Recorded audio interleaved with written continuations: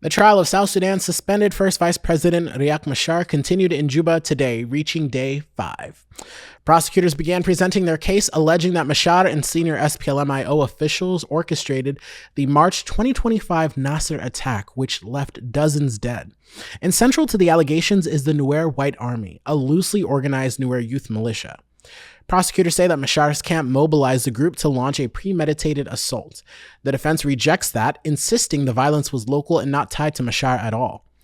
For the first time, prosecutors said they introduced evidence by reading statements from 4 of the accused. They also claimed they will bring forward forensic material, communication records, and more than 100 witnesses. But here's the catch.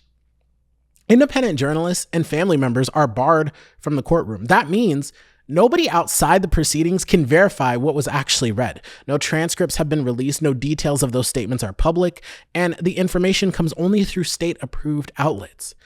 Rights groups warn that without transparency, the public has little proof that meaningful evidence is even being presented.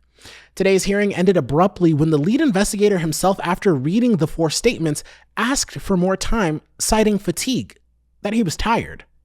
The judges agreed, and the case was adjourned until Friday, October 3rd.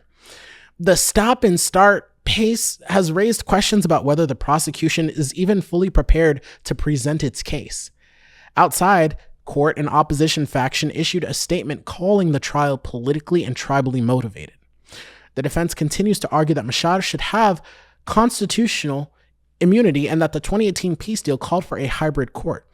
But last week, the special tribunal itself ruled it has jurisdiction, rejecting those objections. And observers note that in most legal systems around the world, such a ruling would come from like a higher court.